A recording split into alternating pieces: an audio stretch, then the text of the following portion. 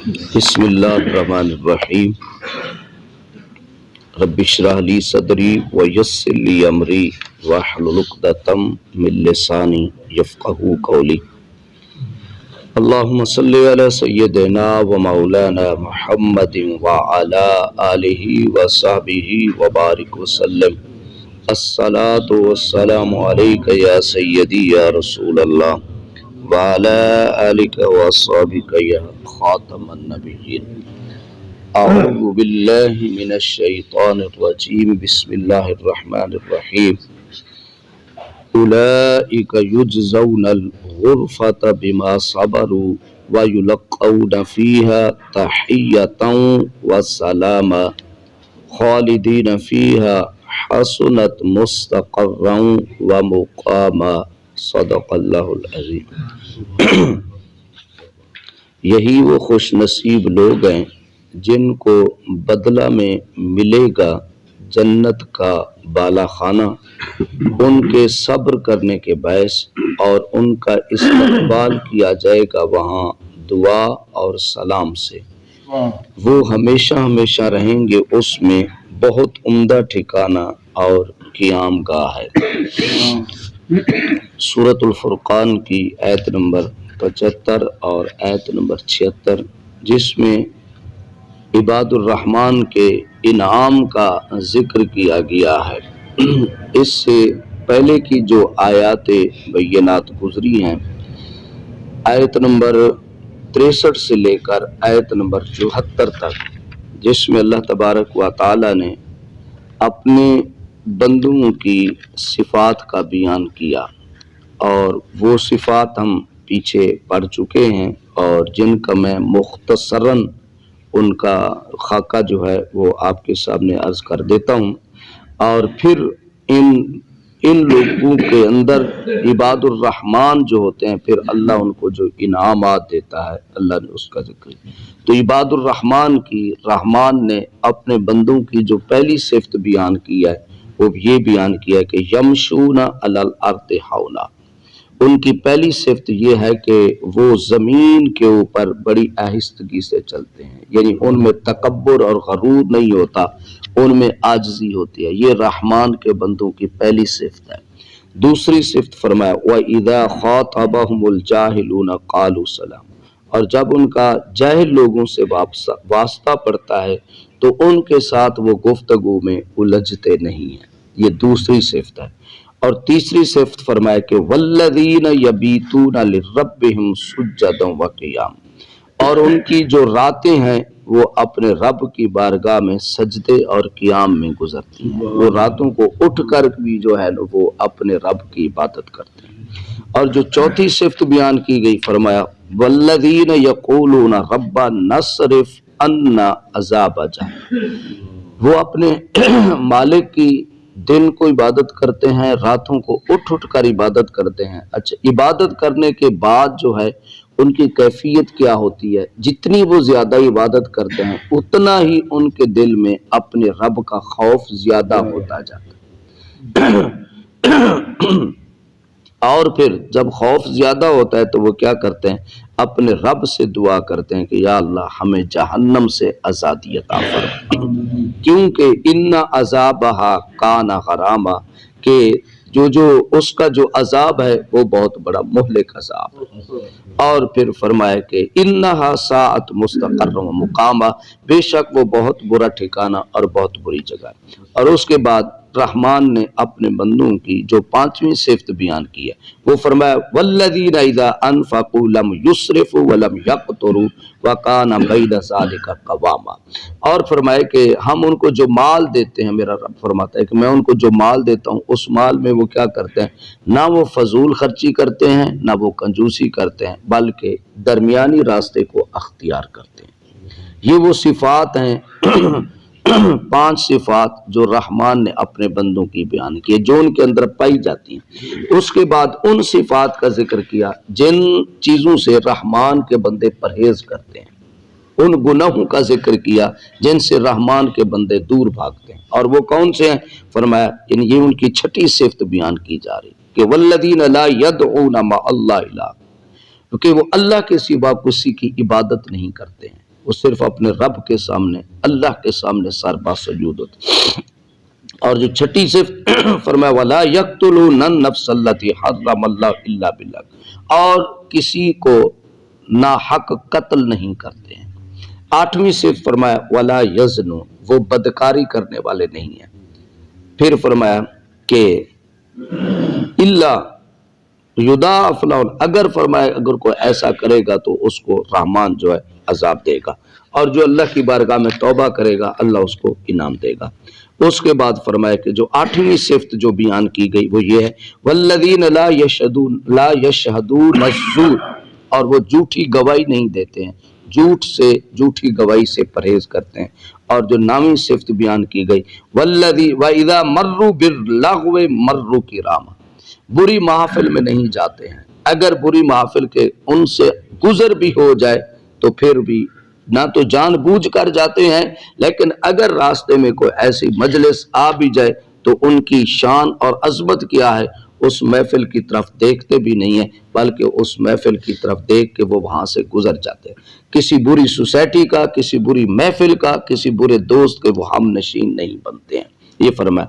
اور پھر فرمایا کہ والذین اذا ذکروا بآیات ربہم لم یخروا علیہا صما وعمیانا، اور فرمایا کہ پھر ان کی یہ ہے کہ کافروں کی طرح وہ قرآن سے منہ نہیں موڑتے ہیں، لیکن ان کی صفت یہ ہے جب ان کے سامنے اللہ کے قرآن کو پڑھا جاتا ہے تو وہ اللہ کے اس قرآن کو اپنے سینوں میں بٹھا لیتے ہیں اور اس پر عمل کرتے ہیں۔ اور جو ان کی 10ویں صفت بیان کی گئی ہے وہ یہ ہے، فرمایا یہ سارے کام کرنے کے بعد وہ اپنے رب سے دعا کرتے ہیں۔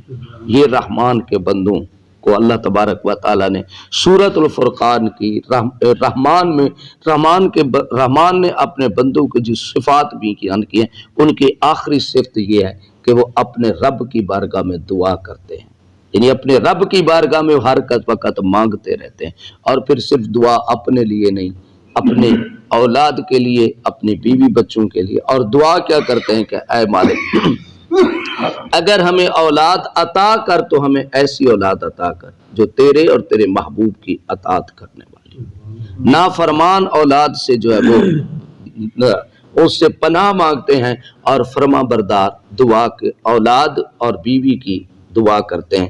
اب میرا رب فرما رہا ہے جن کے اندر یہ صفات پائی جاتی ہیں، یہ 11 صفات ہیں جو اللہ نے اس سورۃ الفرقان کے اختتام میں بیان کیا۔ اب میرا رب فرما رہا ہے کہ جس کے اندر یہ صفات پائی جاتی ہیں، اب میرا رب فرمائے میں ان کو انعام کیا دیتا ہوں۔ فرمایا اولئک یجزون غرفۃ بما صبروا، میرا رب فرماتا ہے ان کے اس صبر کے بدلے میں انہوں نے گناہوں سے صبر کیا اور نیکیاں کرتے رہے، دکھ آئی، مصیبت آئی، تکلیفیں آئیں، مصیبتیں آئیں، پریشانی، جو کچھ بھی آیا وہ اپنے رب کی رضا کے لیے اس پر صبر کرتے رہے۔ اور میرا رب فرماتا ہے اس صبر کے بدلے میں ان کو کیا دوں گا، اولئک یجزون الغرفہ، میں ان کو جنت میں بہت بڑی اونچی بلند عمارتوں والے ان کو مکان عطا کروں، ان کو محلات عطا۔ اچھا، غرفہ اصل میں کہتے ہیں جو ڈبل سٹوری مکان ہوتا ہے اس کو غرفہ کہتے ہیں۔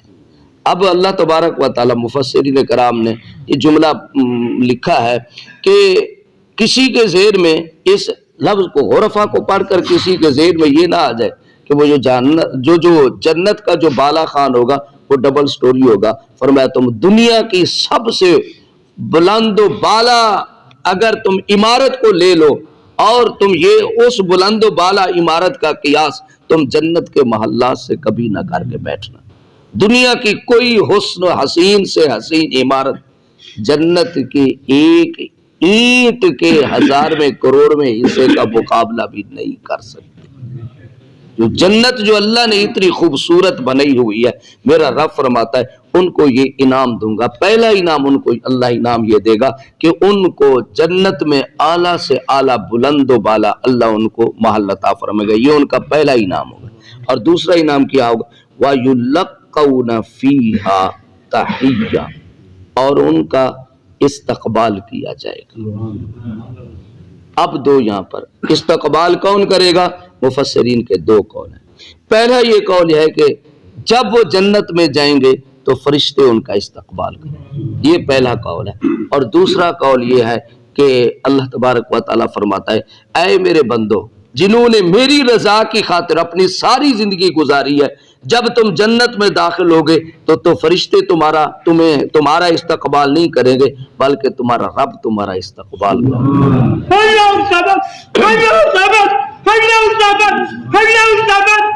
یہ تمہارا رب تمہیں انعام دے گا کہ جس رب کے لیے تم نے راتوں کو اٹھ اٹھ کر عبادتیں کی، جس رب کے لیے تم نے حرام کو چھوڑا، جس رب کے لیے تم نے اپنی زندگی کا ایک ایک لمحہ گزارا، پھر تمہارا رب تمہیں جو ہے وہ انعام عطا کرے گا. ایسا انعام عطا کرے گا جس کو کسی آنکھ نے دیکھا بھی نہیں ہوگا. ایسا انعام عطا کرے گا جس کو کسی کان نے سنا بھی نہیں ہوگا. کتنا صحابہ کرام رضی اللہ عنہم اجمعین کی مجلس لگی ہوئی تھی تو آقا کریم کی بارگاہ میں صحابہ نے عرض کیا آقا کیا جنت میں ہم اپنے رب کو بھی دیکھیں گے؟ تو میرے آقا کریم نے فرمایا ہاں تم اپنے رب کو دیکھو گے، کیا تمہیں سورج کے دیکھنے میں شک ہے؟ تو صحابہ نے کہا نہیں. تو میرے آقا کریم نے فرمایا اگر تمہیں اس میں شک نہیں ہے تو تمہارا رب بھی تمہیں اپنا دیدار عطا کرے گا. اور ایک حدیث مبارکہ میں آتا ہے حضور نبی کریم صلی اللہ علیہ وسلم نے ارشاد فرمایا کہ جنت میں ہر جمعے کو ایک جمعہ بازار لگے گا. تو صحابہ نے پوچھا یا رسول اللہ وہاں پر کیا ہوگا؟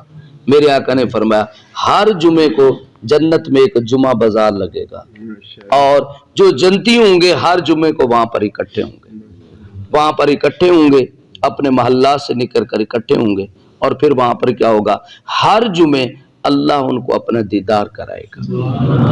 اچھا جب وہ رب کا دیدار کر کے جب وہ واپس محلات میں اپنی حوروں کے پاس آئیں گے، اپنی بیویوں کے پاس آئیں گے تو ان کی بیویاں کیا کہیں گی؟ وہ کہیں گی جب تم گئے تھے تو تم اتنے سونے نہ تھے، تم اتنے خوبصورت نہیں تھے، اب آئے ہو تو تمہارا حسن اور زیادہ ہو چکا ہے. تو وہ کہیں گے ہاں ہم اپنے رب کا دیدار کر کے آئے.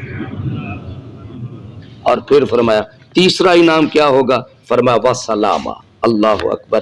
تیسرا انعام میرا رب کہتے میں ان کو یہ دوں گا کہ ان کو سلام کیا جائے گا.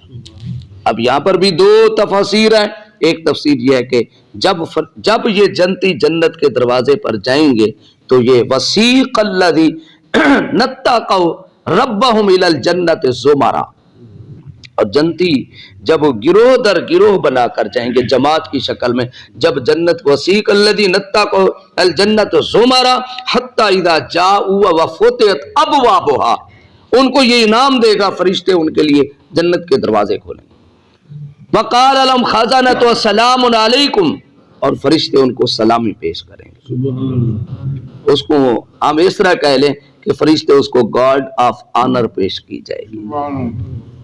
جب کوئی بڑا صدر آتا ہے تو ملک کی جو آرمی ہے اس کو گارڈ آف آنر پیش کرتی ہے، اس کا استقبال کرتی ہے.